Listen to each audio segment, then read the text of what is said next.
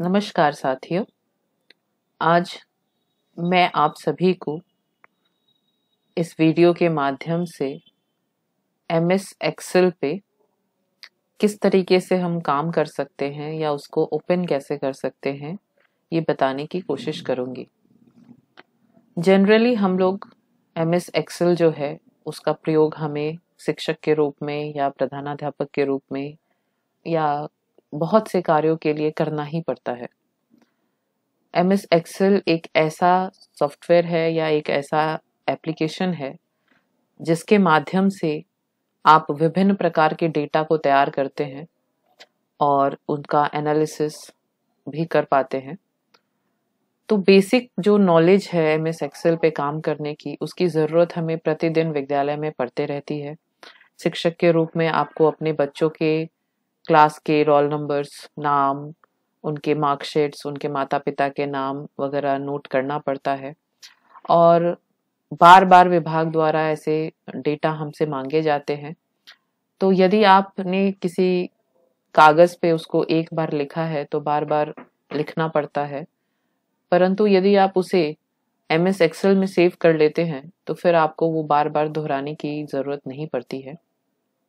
इसलिए MS Excel का प्रयोग बहुत ही ज़रूरी है और उपयोगी भी है।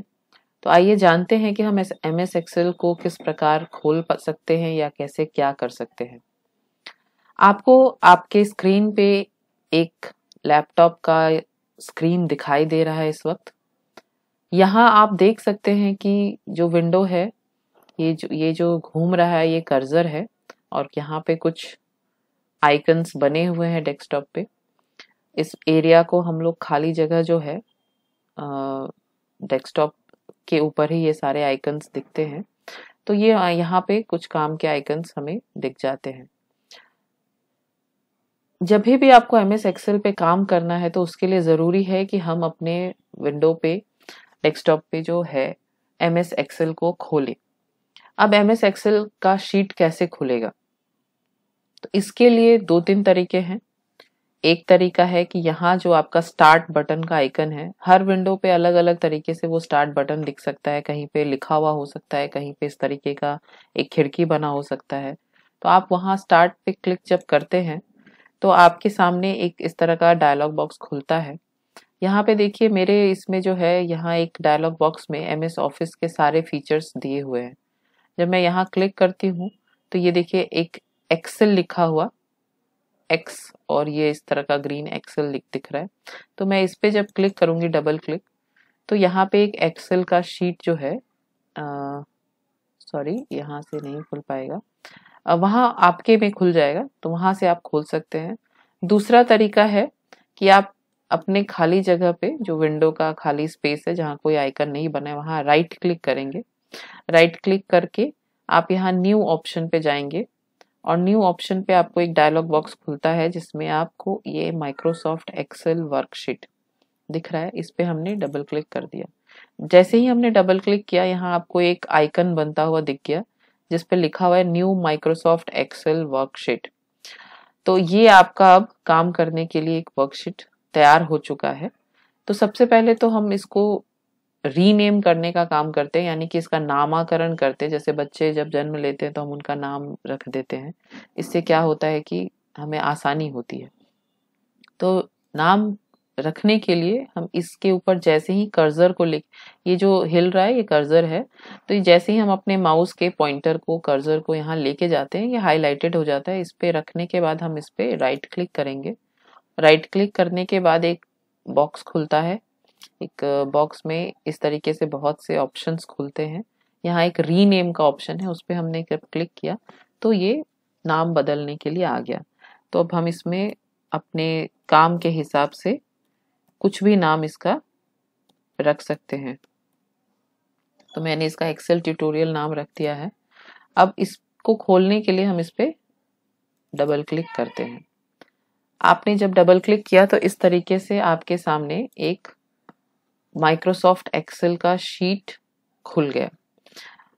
बचपन में गणित की कॉपी जो हमारी होती थी, स्क्वायर कॉपी, जिसमें बहुत सारे खंदे बने होते थे, तो ये भी उसी तरीके का एक कॉपी याद करके समझ लीजिए, जिसमें बहुत सारे पन्ने हैं, अनगिनत। आप इसमें पन्ने, अनगिनत तो नहीं, गिनती कर सकते हैं, बट पन्ने आप इसमें देखिए। ये यहाँ पे इस पहले जो आपका ये स्क्रीन खुला है, आप इसको समझ लीजिए। ये आपका एक्सेल का एक शीट खुला है। आप चाहे एक्सेल खोलिए, वर्ड खोलिए, पावर पॉइंट खोलिए, इस तरह के आइकन्स आपको उसमें बने हुए दिखते हैं, जिसमें फाइल होता है, होम, इंसर्ट, पेज लेआउट, इस तरीके का बना रहता है। और जब हम फाइल पे जाते हैं तो इस तरह से खुलता है। होम पे जो काम करते हैं हम, एंट्री करने का, उसके फॉन्ट को साइज रिसाइज करने का, उसको सजाने का, वो सारा होम में ऑप्शन हमें मिलता है। फिर इंसर्ट जब करते हैं तो इस तरीके से आपको अगर चार्ट बनाना है, अगर आपको कुछ उसमें ग्राफिक्स डालना है, कुछ लिंक करना है, तो इंसर्ट ऑप्शन करना पड़ता है। इसी तरीके से ये फॉर्मूलाज का है। तो यहाँ तक हम अभी हम शुरुआत करते हैं, पहले समझ लेते हैं, जो ज़रूरत होगा वो हम उस तरह बताएंगे।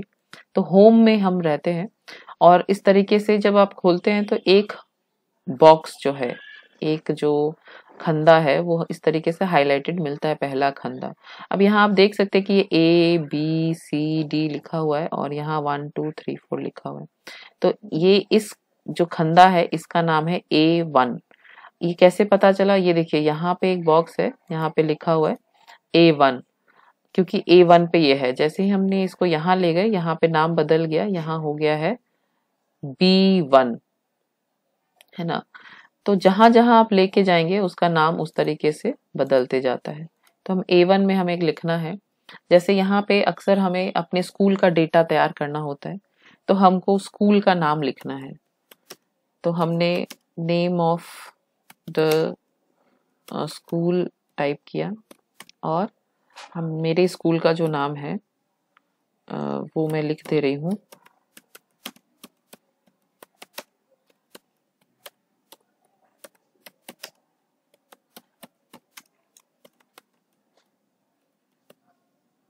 ये मैंने अपने स्कूल का नाम लिख दिया। अब आप एक चीज देखेंगे कि जब आपने यहाँ किया, या ये आपको ये जो सारा कुछ है, आपको लग रहा है कि ये A से लेकर के F तक या G तक वो लिखा हुआ है, लेकिन ऐसा नहीं है। ये जितना कुछ भी मैंने लिखा है, name of the school, upgraded higher secondary school Basadi, ये पूरा A1 कॉलम में ही लिखा हुआ है।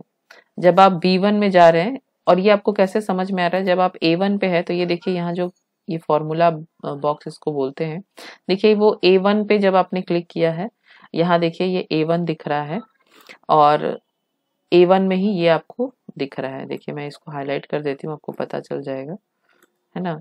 तो आप देख सकते हैं कि ये इस तरीके से सारा कुछ A1 में ही टाइप है। ओके, जब आप B1 में जाते हैं तो देखिए ये जो फॉर्मूला बॉक्स है, यहाँ पे कुछ भी नहीं दिख रहा है। इसका मतलब है कि B1 बॉक्स में कुछ भी लिखा हुआ नहीं है, ये सब कुछ A1 में ही टाइप है। जब आप B बॉक्स में जाएंगे, और आप सपोज अपने हेडमास्टर का नाम आपको लिखना है, नेम ऑफ HM, तो अब आप देखिए यहाँ B1 है, और यहाँ पे वो चीज दिख रहा है, और फिर भी आपको ये हायर सेकेंडरी स्कूल बसाड़ी DEF में दिख रहा है। एक्चुअली वो वहां भी नहीं है, वो A1 में ही अभी भी है। अब क्या हुआ, अब हमें वो चीज दिखना बंद हो गया, पूरा नाम, और सिर्फ हमें B का दिख रहा है, नेम ऑफ HM पूरा।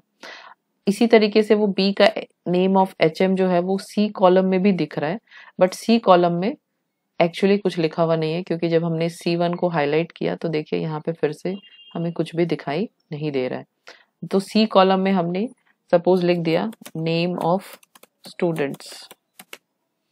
अब वो D तक दिख रहा है, बट हम जैसे ही D में जाते हैं फिर वापस ब्लैंक है। अब आपका क्वेश्चन होगा, या बहुत लोग समझ नहीं पाते कि ये तो दिख नहीं रहा है, कहाँ चला गया, कैसे दिखेगा। तो उसके लिए आप इस बॉक्स के जो ये विड्थ है, जो चौड़ाई है, जब उसको बढ़ाना पड़ेगा आपको। या तो उस कॉलम की चौड़ाई को आप बढ़ाइए, या वहां के टेक्स्ट के लेंथ को बढ़ाइए, आपको कुछ करना पड़ेगा, तभी वो पूरा दिखेगा। तो जैसे ही हम, अच्छा आप एक और चीज नोटिस करेंगे कि इस पूरे स्क्रीन पे माउस जो है, देखिए जब मैं इंसर्ट पे या होम पे या फाइल पे ले जा रही हूँ, तो कर्सर जो है एक पॉइंटर की तरह बना हुआ है, एक तीर की तरह बना हुआ है। जैसे ही मैं इस फॉर्मूला बॉक्स में ले जा रही हूँ, कर्सर एक आई की तरह बन गया है। जब मैं इस A1 पे ले जा रही हूँ तो ये एक क्रॉस की तरह बना है।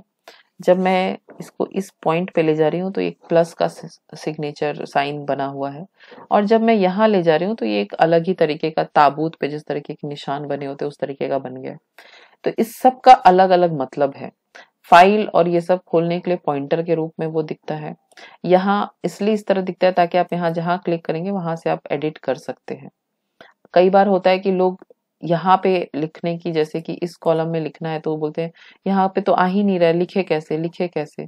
तो आपको यहाँ अगर आपने कुछ लिख दिया है फिर दूसरे कॉलम में भी एंट्री कर दी और वापस आपको A1 में कुछ करेक्शन करना है, तो उसका अच्छा तरीका है कि आप इस फॉर्मूला बार में अपने कर्सर को ले जाइए, वहां पर क्लिक करिए और फिर या जहाँ पे भी आपको करेक्शन करना है, suppose upgraded higher secondary school Basadi के बाद मुझे एक कॉमा दे करके छपरा लिखना है, तो अब मैंने यहाँ लिख दिया और यहाँ पे वो चीज मुझे दिख रहा है।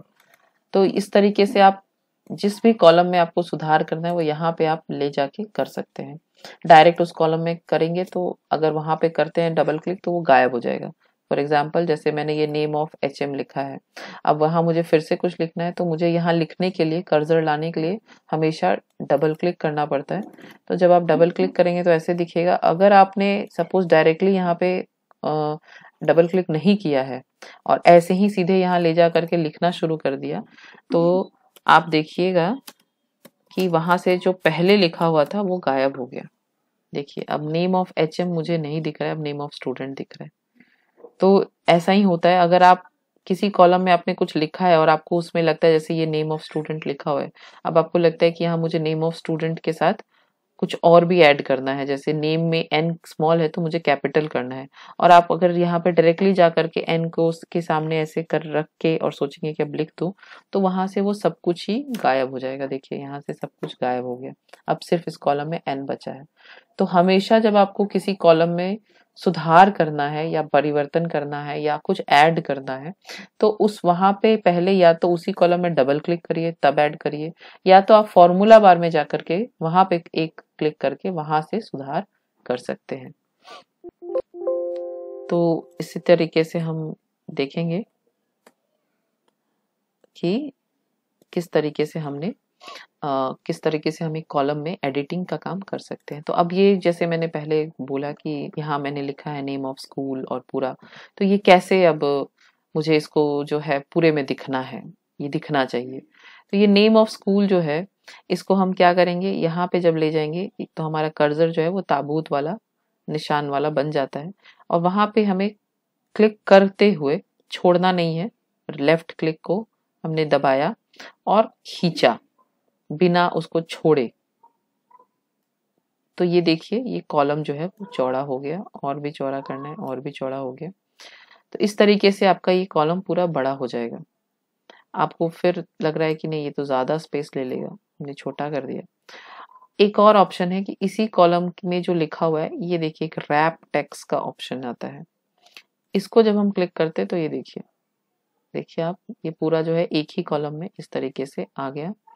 अब इसको अगर हम छोटा भी करेंगे तो ये इस तरीके से हमें दिखाई देता है। तो ऐसे जो है आप किसी भी कॉलम को छोटा बड़ा कर सकते हैं, और छोटे करने के लिए भी आपको वही काम करना है जो बड़ा करने के लिए, लेफ्ट क्लिक को दबाए रखना है और खींचना है, अपने हाथों से उस पॉइंटर को खींचना है, या छोटा जिस तरफ आप खींचना चाहते हैं। अगर आप अपने बाएं साइड खींचेंगे तो वो छोटा होगा, दाहिने साइड खींचेंगे तो वो बड़ा होगा। इस तरीके से आप उसको छोटा बड़ा कर सकते हैं। एक ही बॉक्स में उसी शब्द बड़े से सेंटेंस को अगर आपको दिखाना है तो आप रैप टेक्स्ट, ये जो ऑप्शन आपको दिख रहा है इसकी मदद से आप चेंज कर सकते हैं। इस तरीके से आप किसी भी कॉलम में काम कर सकते हैं। अब इस कॉलम 2-3 और चीजें मैं आपको बता दूं कि जैसे मैंने ये नेम ऑफ द स्कूल इसी कॉलम में लिखा A1 में, और फिर B1 में मैंने नेम ऑफ HM लिख दिया, लेकिन अब मुझे लगता है कि ये एक्चुअली ऊपर नहीं, ये नीचे आना चाहिए। तो आप यहाँ इस कॉलम को हाईलाइट करके रखेंगे। आपको कैसे पता चलेगा कि ये हाईलाइटेड है, यहाँ आपको B1 दिख रहा है और यहाँ आपको नेम ऑफ HM दिख रहा है फॉर्मूला बार में, ये फॉर्मूला बार कहलाता है। तो इसको आप कंट्रोल X इस कट के लिए यह है, या तो कंट्रोल X दबाइए या इसी कॉलम को राइट क्लिक करिए तो फर्स्ट ऑप्शन जो है वो कट दिख रहा है, कट आप दबाइए। कटने के लिए देखिए निशान बन गया, और इसको हमें नीचे जहां भी पेस्ट करना है, अगर A2 में पेस्ट करना है या A3 में पेस्ट करना है, उस कॉलम पे पहले हाईलाइट कर लीजिए, उसको क्लिक कर दीजिए। कैसे पता चलेगा कि वहीं पे है? यहाँ देखिए आपको नेम बॉक्स में आपको A3 दिख रहा है। यहाँ पे जाने के बाद फिर से राइट क्लिक करिए और पेस्ट कर दीजिए। तो पेस्ट ऑप्शंस आपका आ गया।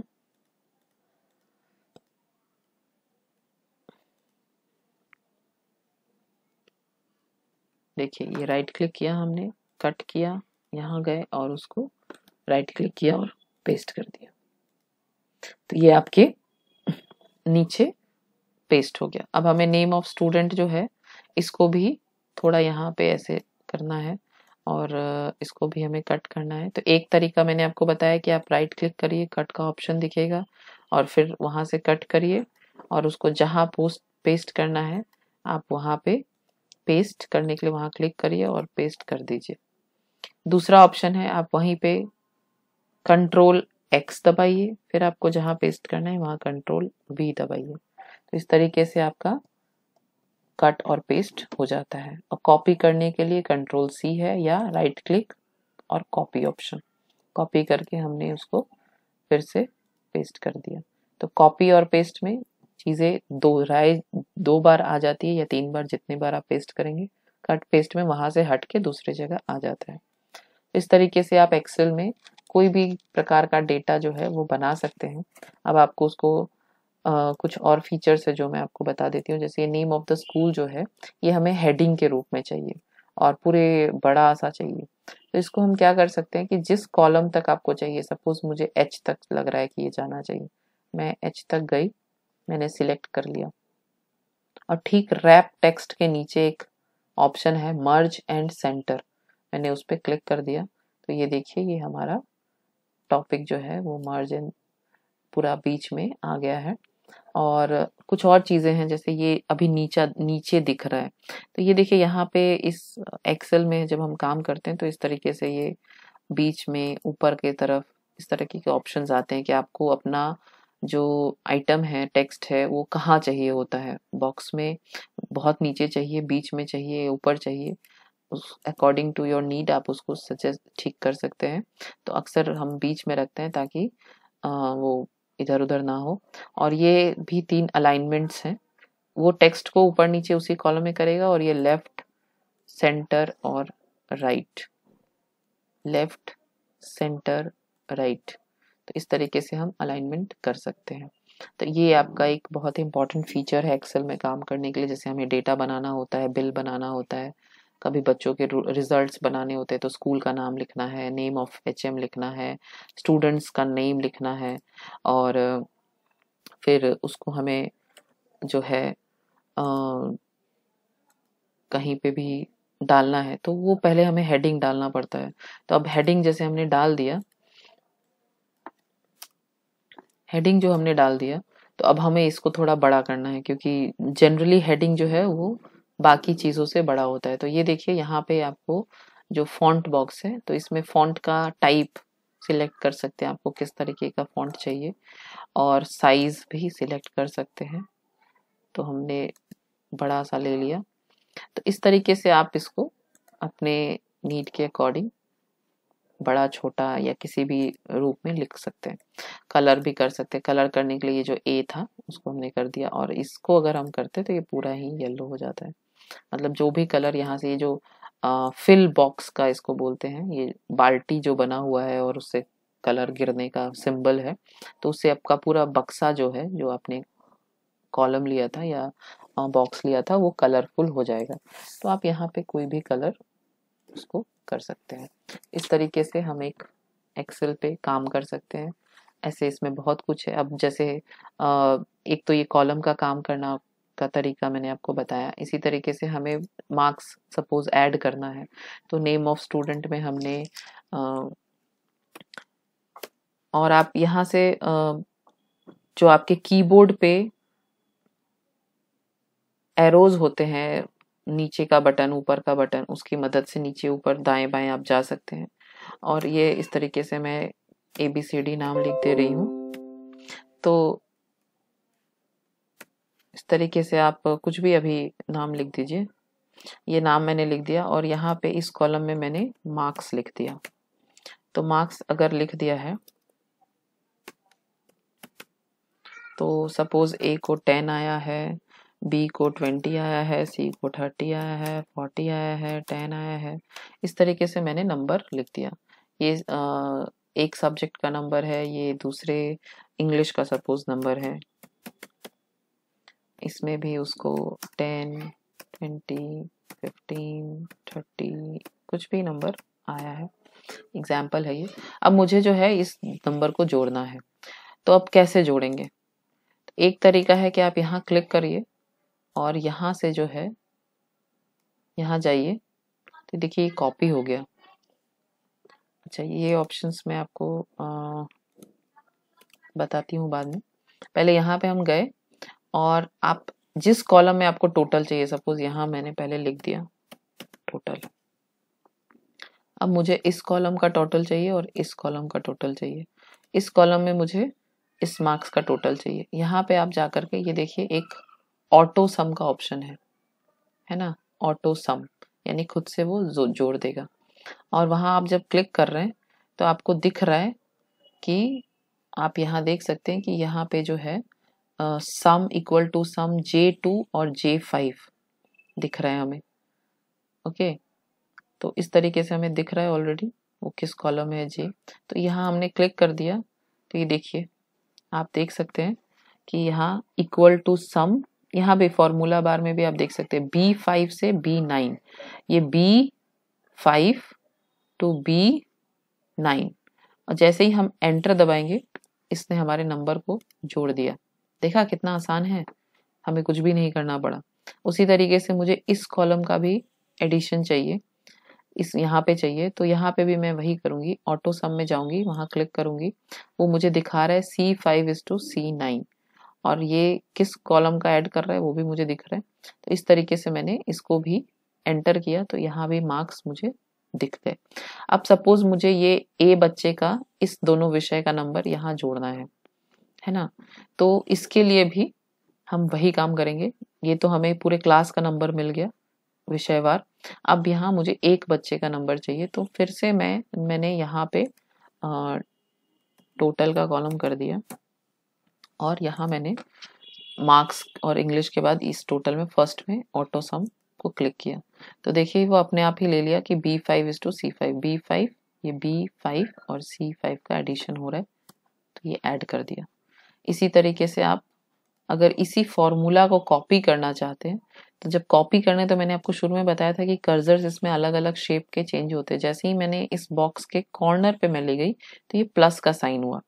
अब हर बार मैं यहाँ पे करूंगी, फिर ऑटो सम में जाऊंगी, फिर उसको एंटर करूंगी, उससे बेटर है इसी फॉर्मूला को मैं कॉपी कर दूं। तो यहाँ मैंने प्लस का साइन किया और वही लेफ्ट क्लिक करके साथ में खींच दिया। मैंने खींच दिया तो देखिए सारे कॉलम का एडिशन जो है वो आ गया, क्योंकि उसने वहां जो फॉर्मूला मैंने लगाया वही फॉर्मूले को यहाँ कॉपी कर दिया। वो कैसे पता चला आपको? जब आपने यहाँ क्लिक किया तो यहाँ देखिए इक्वल टू सम B5:C5 आया। जब इस D6 कॉलम को हाईलाइट किया तो यहाँ पे फॉर्मूला बार में दिख रहा है इक्वल टू सम B6:C6। तो यानी कि इसने सबको ऐड कर दिया। अब मुझे यहाँ पे भी एडिशन चाहिए, तो मैं यहाँ पे जो है फिर से ऑटो सम कर दूंगी। तो या तो ये इसका टोटल कर देगा D5:D9 का, वो हो जाएगा, और या तो इसका भी कर सकता है। तो दोनों का आंसर तो सेम ही आना है। इस तरीके से आप अपना कैलकुलेशंस इसमें बहुत ही आसानी से कर सकते हैं। तो ये बहुत बेसिक सी अंडरस्टैंडिंग देने के लिए ये वीडियो है। इसमें एक्सेल में आप बहुत सारे चीज़ें हैं, बहुत कुछ कर सकते हैं। इसको फॉर्मेटिंग करने के लिए बहुत कुछ कर सकते हैं। अब मुझे इसमें एक शीट, ये मैंने सपोज ये क्लास 10th का रिजल्ट है। ओके, अब मुझे इसी में क्लास 9th का भी रिजल्ट बनाना है। तो क्या करूंगी मैं, इसी पेज पे बनाऊंगी तो बहुत सारे कंफ्यूजन्स क्रिएट हो सकते हैं। तो इसके लिए मुझे दूसरा एक पेज चाहिए। तो उसके लिए यहाँ पे ये देखिए ये प्लस का साइन है, और जैसे ही मैं कर्सर यहाँ ले गई नीचे लिख के आया न्यू शीट। तो मैं न्यू शीट पे के लिए यहाँ प्लस के साइन पे क्लिक कर दूंगी। तो देखिए ये शीट 1 हो गया और अब शीट 2 आ गया पूरा blank.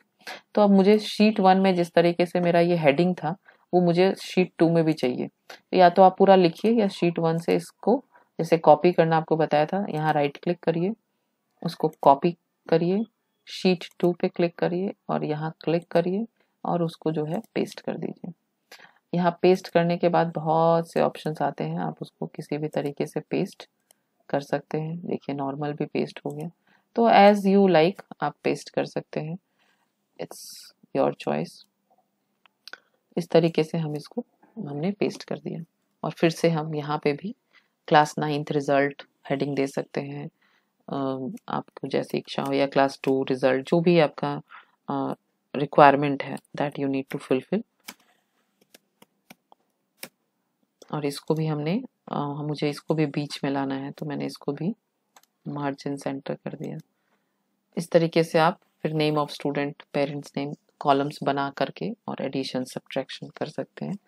So this is the basic understanding, आप कैसे एक फॉन्ट चेंज कर सकते हैं, आप कैसे फॉन्ट चेंज करने के लिए आपको फॉन्ट बॉक्स में जाकर के किस तरीके से जाना है, साइज कैसे चेंज कर सकते हैं, कैसे आप उसको बोल्ड कर सकते हैं, इटैलिक कर सकते हैं, अंडरलाइन कर सकते हैं, कैसे आप उस बॉक्स को मैं आपको एक बॉक्स भी बता देती हूँ। जैसे ये मैंने एक बनाया है, तो अब इसको मुझे बॉक्स में डालना है। तो इसके लिए हम इसको जो है पूरा का पूरा, जब हमने इसको सिलेक्ट कर लिया, जो भी आपको काम करना है आपको ये ध्यान रखना है कि वो बॉक्स सिलेक्ट होना चाहिए, वो कॉलम। अदरवाइज अगर आप ब्लैंक जगह पे जा करके कुछ करते हैं तो कुछ भी नहीं होगा। तो ये मैंने इसको पूरा सिलेक्ट कर लिया और अब मुझे इसके बाहर एक बॉर्डर बनाना है। तो देखिए ये पूरा एक बॉर्डर में आ गया है ना। तो इसके लिए क्या किया मैंने, फिर से आपको बताती हूँ। पहले मैंने सिलेक्ट किया और ये यहाँ पे देखिए जहाँ पे बोल्ड, अंडरलाइन और इटैलिक वगैरह का ऑप्शंस आता है, उसी के ठीक बगल में एक बक्सा बना हुआ है। तो यहाँ पे जब ये बॉर्डर्स के लिए ही है, यहाँ जब मैंने इसके ठीक नेक्स्ट में इसके एक ड्रॉप बॉक्स का आइकन बना हुआ है, छोटा सा तीर जैसा, उसके ऊपर जब क्लिक किया तो बहुत सा ऑप्शंस मेरे पास खुल गया।